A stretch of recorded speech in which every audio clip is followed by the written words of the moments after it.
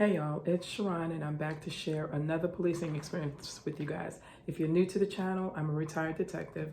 I worked for 20 years for a southeastern city in the US and I was also in the military. I'm sharing my experiences along with my perspective in certain situations that I've been in hopes of helping others in certain similar situations or maybe something different, but I'm always going to provide a perspective.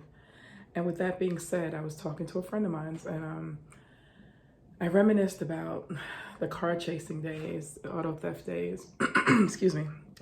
I'm getting over a cold, but we were reminiscing about car chasing days and how we would just pile the charges on. And as I reflect back on that, in my career, I drank the Kool-Aid, if you would. You're basically indoctrinated when you go through the academy. And so in my mind, I thought of it, they said we're a team. And of course, being on any team, you want to put some points up on the board for your team to win. And so that's how we were taught to look at it. When it came to traffic stops and, POP, pissing off the police, I stopped you for this charge, but I'm going to find every other violation that I can since you pissed me off. Charge, overcharge in that sense. And so I started to think back to all those times. We would get into a chase, and then if we had to get into a foot chase, you getting every charge, everything that we could think of and find is gonna be on, you're gonna get ticketed and arrested for. And so as I went through my career, I started to think about the team that I played for and the team that I was a part of, being a believer in the finished works of Christ. And I could no longer overcharge in terms of writing so many tickets, and because you pissed me off now, I'm going to write every ticket I can. I couldn't do that and morally stand my ground, if you will, when I started to consider what was going on within me. And so in talking with the friend, and they talked about the charges, and did I see the system of how some people, poor people, could be hindered or could be held back. I think that's the word she used. It might have been a different word, but how the system was geared towards poor people. Excuse me. And I said I didn't see it at first, but I started to see it as I went through my policing career, going through the ostracism and the retaliation.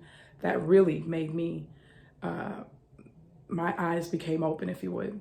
And so when I started to realize with my doing in overcharging, meaning writing a bunch of tickets, a bunch of charges, yes, they might have done all of it, and I just write the charges. I don't necessarily have to. They call it discretion, I guess.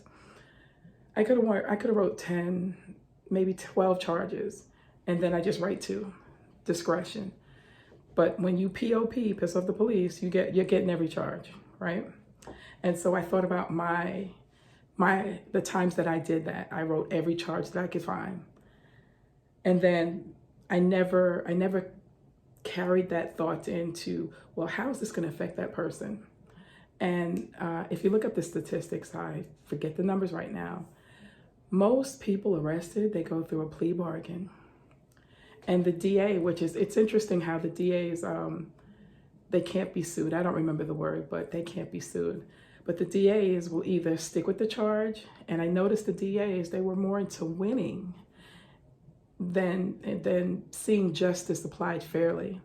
So I started to realize, as a police officer, I was leveraging the cards or the playing field against the individual by overcharging, meaning, because you pissed me off, I found 13 charges, I'm writing you for 13 charges, because now they carry that into the criminal justice system.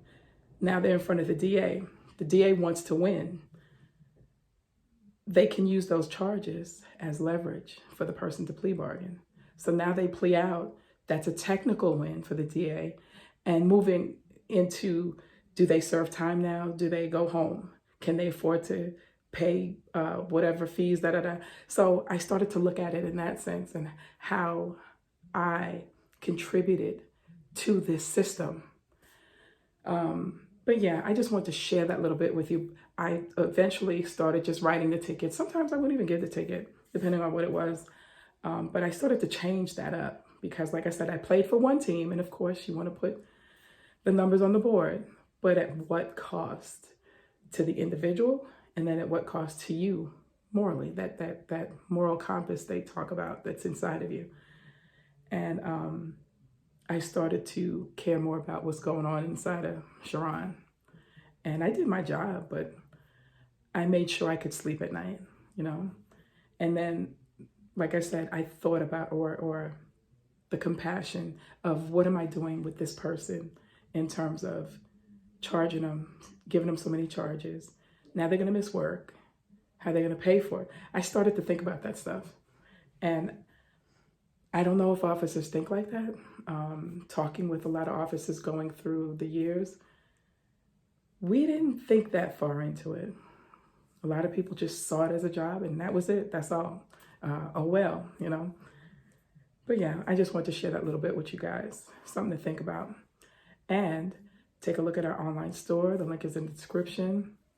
Hit like, subscribe. You can comment. And I created some word search puzzle books. The links for those in the description, along with the notebooks. The links for those in the description. And always remember, guys, always remember, you don't necessarily have to go through a thing to learn from it. Talk to you guys later. Bye.